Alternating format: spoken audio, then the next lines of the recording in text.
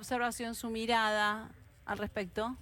Bueno, hace unos cuantos días veníamos denunciando esta situación respecto de ciertos aprietes o intimidaciones que venía sufriendo la Corte para acelerar el trámite normal de esta cuestión que estaba en debate judicial respecto de los traslados de jueces.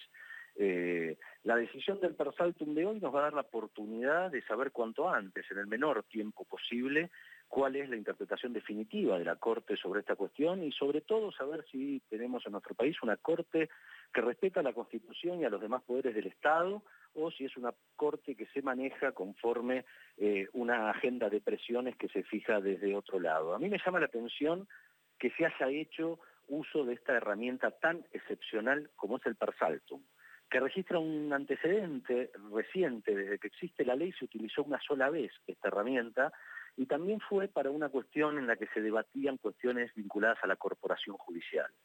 En los últimos 4 años hemos denunciado todo tipo de violaciones de suma gravedad, en los que casi se quisieron llevar puesta la Constitución Nacional. Se realizó un espionaje sin precedentes en el cual se intervino ilegalmente teléfonos y las escuchas ilegales, las escuchas telefónicas, que dependían de la propia Corte, se pasaban por televisión en el horario prime time. De eso la Corte no dijo nada.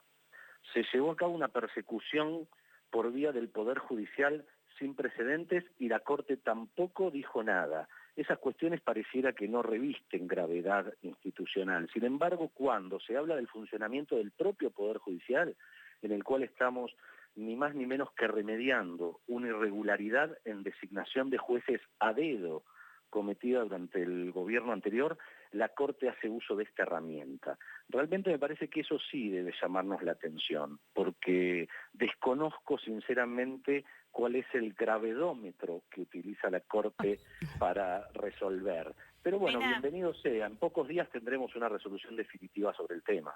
Sí. Buenas tardes. Maru Dufar lo saluda. ¿Cómo estás, Maru? Un gusto. Habló recién de algo que me parece muy importante, sobre todo por el cargo que usted que ejerce. Habló de las presiones que ejerce la Corte. ¿Quién presiona a la Corte Suprema de Justicia? Ni más ni menos que grupos de medios. Hace semanas lo venimos advirtiendo esto. Venían presionando la Corte, grupos de medios, no solo grupos de medios, sino también ciertos sectores de la oposición política.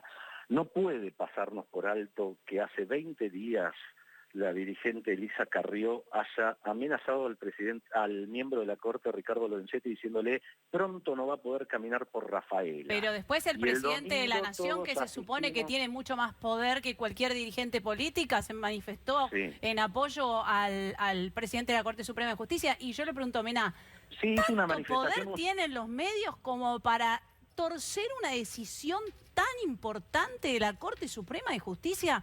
¿Tanto valor le da a los medios, Mena?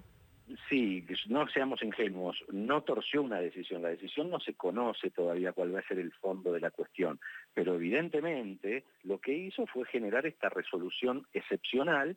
Insisto, creemos todos con sinceridad que no hubo ningún otro tema de genere gravedad institucional para que la Corte apele este mecanismo, que es, en este caso, para la Corte lo configura la intervención de todos los poderes del Estado para resolver ni más ni menos que la situación de 3 jueces.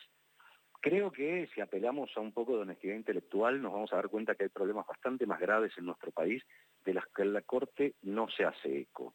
En cambio, en este caso, cuando se tocan intereses corporativos de la corporación judicial, la Corte apela a un mecanismo sumamente excepcional. Eso es lo que me genera la metodología, la forma en que la Corte eligió resolverlo. Ahora el fondo hay que dejar a que la Corte resuelva conforme a derecho, y eso todavía no sucedió. La herramienta que utiliza la Corte lo único que nos permite es que esto se resuelva más pronto y todos sepamos con claridad cuál es el trámite que debe dársele a la cuestión. Mena, buenas tardes, Gastón Cámara que lo saluda. Un gusto, Gastón, ¿cómo estás? Bien, ¿usted cree que la Corte es influenciable? Bueno, evidentemente algunos miembros de la Corte lo son, ¿no? Porque luego de asistir a las influencias a las cuales todos venimos denunciando, efectivamente se produce un cambio en el mecanismo procesal por el cual la cuestión debe resolverse. Fíjense una cosa, todos ayer conocimos a través de los medios de comunicación que estaba pronta a emitirse la sentencia de la Cámara en lo contencioso administrativo federal. De hecho, había ya 2 votos y hoy se integraba en la mañana el tercer voto. ¿Cuál es la urgencia para definir esto a través de la herramienta excepcional del per saltum?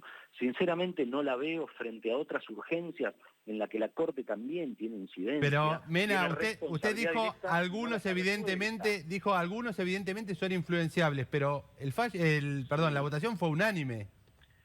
La decisión fue unánime, los fundamentos fueron distintos. Sí. Incluso los fundamentos del doctor Rosenkrantz, y los leí muy atentamente, yo creo que incluso avanzan en una especie da a conocer el prejuzgamiento sobre el fondo de la cuestión. El juez Rosenkrantz dice en su voto, que él ve seria afectación a la inamovilidad de los jueces. Recordemos que estamos hablando de 3 jueces que tienen un cargo por mandato constitucional y que fueron corridos de ese cargo y destinados en otro órgano judicial a dedo por decreto del expresidente Mauricio Macri. Por lo tanto, regresar al cargo que la Constitución le asignó no puede afectar nunca la inamovilidad judicial, y mucho menos la independencia y los demás derechos y deberes que tienen los jueces. Entonces, no me extraña viniendo del presidente de la Corte, siendo que él mismo aceptó ser juez del máximo tribunal del país sin pasar por el acuerdo del Senado. En todo caso, me parece que habla de la postura jurídica que él tiene respecto del rol del Senado. Ahora bien, si uno se centra en los precedentes de la Corte, en toda la jurisprudencia de la Corte, el Senado de la Nación es el organismo más importante en la intervención de la designación de un juez. Porque la Corte lo tiene dicho desde hace años. Esto. Le va a preguntar nuestro compañero, José Antonio Gil Vidal. Pepe. Sí, cómo no. Doctor Mena, buenas tardes. Buenas tardes, José Antonio. Usted es viceministro de Justicia, es un hombre de formación de Justicia, sí. Y además un hombre respetable. Perfecto. Le agradezco. Y es un hombre respetable. ¿No le parece un argumento un poco primario que cuando la Corte Suprema de Justicia saca algo que no está en línea con lo que creería debería ser el gobierno nacional en la materia, hay un universo de confabuladores entre los cuales menciona figuras políticas, menciona medios de comunicación y además un argumento calcado de otros sectores del gobierno? ¿No le parece que hay demasiada insistencia con eso? En lugar de decir, bueno, no estamos de acuerdo y esperemos que vaya esto para adelante. Y además usted ha dado argumentos que, bueno, desde el punto de vista jurídico podrían discutirse, pero siempre escuchamos la misma letra. ¿No le parece un recurso un poco primario, doctor? No, porque yo no estoy hablando no estoy opinando si esta resolución de hoy está en línea o no está en línea con lo que quiere el gobierno, lo que quiera yo personalmente. Digo, eso me interesa. La cuestión, el fondo del asunto no está resuelto. Luego, cuando se emita la sentencia del tribunal, en función de lo que emita, obviamente tendré mi opinión jurídica respecto de ese fallo, pero eso todavía no sucedió, eso va a suceder más adelante. Lo que estoy dando es mi opinión respecto de por qué la Corte, en la resolución de hoy, apeló a un mecanismo procesal que es de suma excepcionalidad. Fíjense, de hecho, hasta el 2012 no estaba regulado el per saltum, el salto de instancia. ¿Por qué es grave? ¿Por qué es un mecanismo excepcional? Porque se le está sustrayendo al órgano natural que tiene que resolver la causa para abocarse y resolverlo directamente la Corte. En el año 2012 se sancionó la ley de per saltum. Justamente, si uno repasa la ley del per saltum, explica perfectamente por qué ese mecanismo es sumamente excepcional, insisto, porque se le está sacando al juez natural la causa para resolver la instancia superior de manera definitiva. Ahora bien, no puede dejar de llamarme la atención que la Corte usó ese mecanismo una sola vez desde que existe la ley. Y esto es en el año 2013 cuando se discutían cuestiones que afectaban directamente a la corporación judicial.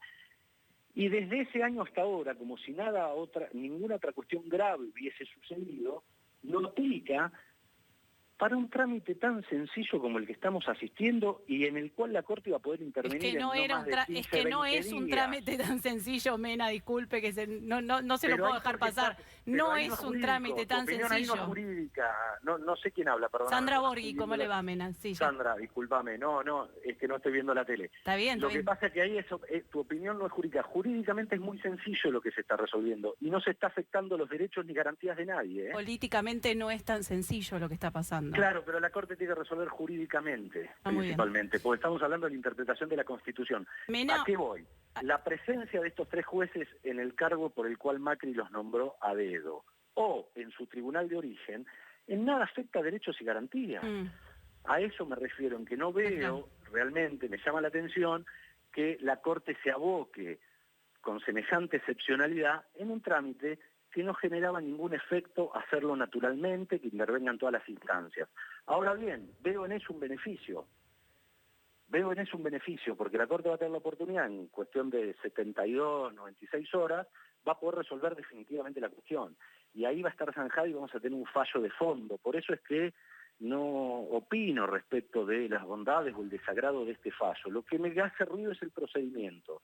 Pues se han vivido cuestiones muy graves en los últimos años que fueron responsabilidad de la Corte y que la Corte no se pronunció. Esta es la posición del gobierno, ¿no, Mena? Digo, usted Esta es mi opinión. Pero usted es un hombre del gobierno. Digo, pero esto es lo que opina el gobierno sobre esta situación. Usted es el viceministro de Justicia, es el número 2. Es mi opinión como secretario de Justicia, no puedo abarcar a todo el gobierno con mi opinión. Eso es lo que veo. Yo veo sinceramente que se apeló a un mecanismo extraño.